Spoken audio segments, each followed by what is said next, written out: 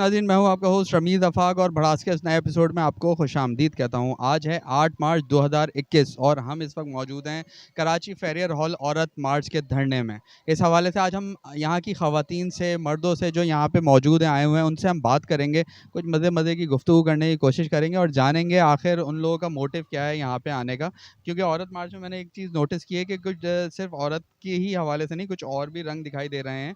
वो हम अपने मज़ीद फर्दर एपिसोड में उसको हम डिस्कस करेंगे यहीं पे लोगों से। तो आइए चलते हैं आवाम की जानिब। अस्सलाम वालेकुम। वालेकुम अस्सलाम। Ma'am, could you please tell us कि आप बोलना क्या चाह रही हैं इस पोस्टर के थ्रू? हाँ, पाकिस्तान में basically legal age of consent exist नहीं करती। तो इवन दो हमारे मैरिटल राइट्स के अकॉर्डिंगली लड़की 16 साल से बड़ी होनी चाहिए शादी करने के लिए, लेकिन एज़ पर शरिया law the girl only has to hit puberty. तो अगर कोई मर्द किसी कम उम्र लड़की से शादी कर लेता है तो इवन दो उसको फ़ाइन पे करना पड़ेगा या उसको जेल जाना मेरे पड़ेगा। ख्याल से ऐसा लॉ तो है।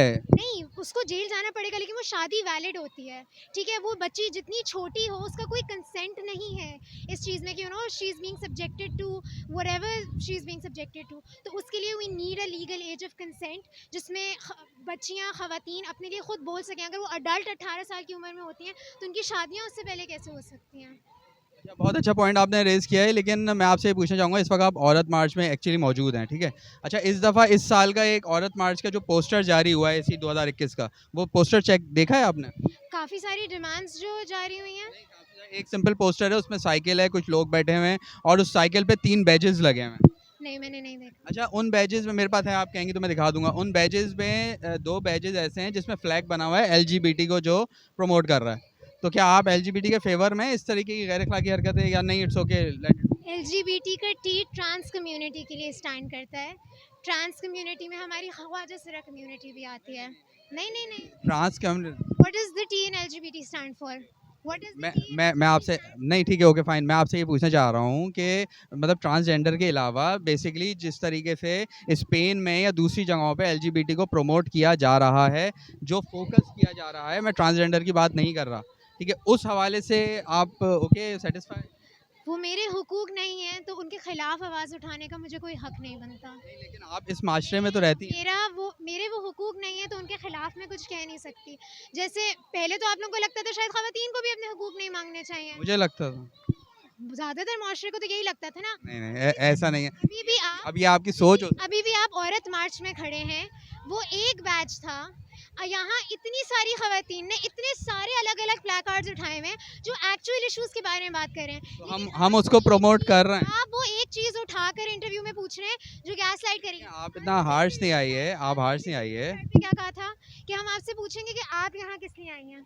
मैं यहाँ इसलिए आई हूँ। मैंने दिखा दिया। बस मैंने आपको सवाल का जवाब दे दिया देखिए, इसमें कोई आर्गुमेंट नहीं है, मैंने एक सवाल किया था और आपसे। मैंने आपको तो उसका जवाब इसमें दे इतना दिया हार्श आने वाली कोई बात है नहीं। क्योंकि आपने बहुत इंस्टिगेटिंग क्वेश्चन किया है। क्वेश्चन सिंपल किया, एक पोस्टर था।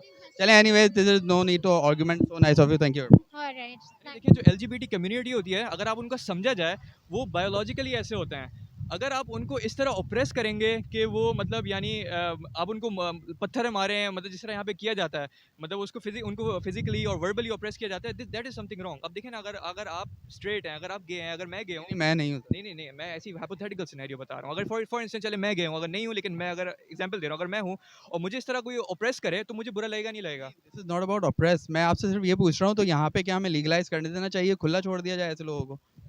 सर देखें, I believe in a secular Pakistan. देखें, अगर मैं एज अ लीडर हूँगा, मुझे कोई मसला नहीं होगा। फिर तो सर, फिर सॉरी सर, फिर तो लिव इन को भी छोड़ देना चाहिए। लिव इन लिव इन क्या? सर, लिव इन जिसमें लड़का लड़की बगैर शादी के साथ रहते हम हैं, दुनिया भर में हो रहा है, इंडिया में भी अब लीगल कर दिया। सर देखें, मैं as a secular myself, मैं ये बिलीव करता हूँ कि अगर मैं अपने एक्शन से किसी को हार्म नहीं कर रहा तो I have the rights to live however I want. Sir देखिए, मैं अगर टैक्स पे कर रहा हूँ ना, तो मुझे अपने ह्यूमन राइट्स मिलने चाहिए। यही पॉइंट ऑफ व्यू आप अपनी बहन, अपने भाई, अपनी फैमिली के लिए भी यूज़ कर सकते हैं, जो आप इस वक्त कह रहे हैं कि मैं एक सेक्युलर वर्ल्ड में रहना चाहता हूँ, सेक्युलर कंट्री में रहना चाहता हूँ। तो क्या वो लोग भी अपने हिसाब से अपनी मर्ज़ी के साथ रह सकते हैं? आपकी बहन, आपका भाई किसी के साथ भी रहे? बिल्कुल सर, रह सकते हैं। देखिए, अगर किसी का ऑपोजिट, बिल्कुल वो तो बिल्कुल रह सकते हैं, लेकिन अगर किसी का ऑपोजिट व्यू हो, किसी का रिलीजियस व्यू हो, मैं उसको एक्सेप्ट करता हूँ। मैं उसको क्या नाम है, मतलब वो नहीं करता, बैश नहीं करता उनको, जिस तरह यहाँ पे मेरे व्यूज़ को बैश किया जाता है। वही वाली बात है सर। मैं सिर्फ सवाल कर। हाँ बिल्कुल, आप जैसा सवाल करें बिल्कुल सही है, मेरे व्यूज़ डिफरेंट है, किसी के व्यूज़ डिफरेंट हो सकते हैं, लेकिन पीसफुली रहना चाहिए, हम लोग को हारमोनी के साथ रहना चाहिए। I believe in a harmonious Pakistan. मतलब you promote, you think that there is no harm in LGBT? I don't think any there is any harm. Thank you very much. Sir, ये आपने एक पोस्टर उठाया हुआ है, तो आप ये मैसेज किसको देना चाह रहे हैं, क्या कहना चाह रहे हैं? हम इसमें लिखा है कि तलाक याफ्ता बेटी जो है वो कफन में लिपटी बेटी से बेहतर है। यूजुअली जब लड़कियों पे जुल्म होता है उनके ससुरालों में, उनके शौहरों के हाथों, जहेज़ के लिए उनके ससुराल वालों के हाथों, तो हमारे समाज में एक मसला है, हमारे ख़ानदान वाले कहते हैं लड़कियों के घर वाले कि सह लो, बर्दाश्त कर लो, कॉम्प्रोमाइज़ कर लो। तो लड़कियों को घरों से ये कॉन्फिडेंस मिलना चाहिए कि ये तुम्हारा घर है। बिल्कुल, जुल्म सहना भी एक गुनाह है सर। हाँ बिल्कुल, जुल्म सहना भी एक गुनाह है और लड़की को ये पता होना चाहिए। अव्वल तो लड़की को तालीम से इस तरह खुद मुख्तार होना चाहिए कि वो इंडिपेंडेंटली रह सके, उसे मायके या ससुराल की ज़रूरत ही ना हो। सही है। और अगर उसे है तो मायके को इस तरह उसको तनहा नहीं छोड़ना चाहिए, बल्कि उसके साथ खड़ा होना चाहिए, उसके माँ बाप को। आपकी सारी बातें ठीक हैं, मगर एक मेरा सिर्फ सवाल है छोटा सा। मैं इत्तेफाक करता हूँ आपकी बातों से, लेकिन सर अभी आपने जैसे कहा कि मायके या ससुराल की ज़रूरत नहीं होना चाहिए, तो क्या सर फैमिली सिस्टम को आप बुरा समझते हैं? हाँ, हम लोग जो है प्राइवेट प्रॉपर्टी को और फैमिली के इंस्टीट्यूशन को सरमायादारियत की और पिदरशाही की जड़ समझते हैं, और हम समझते हैं कि ख़ानदान के इदारे को जो है वो मुकम्मल तौर पे ख़त्म हो जाना चाहिए।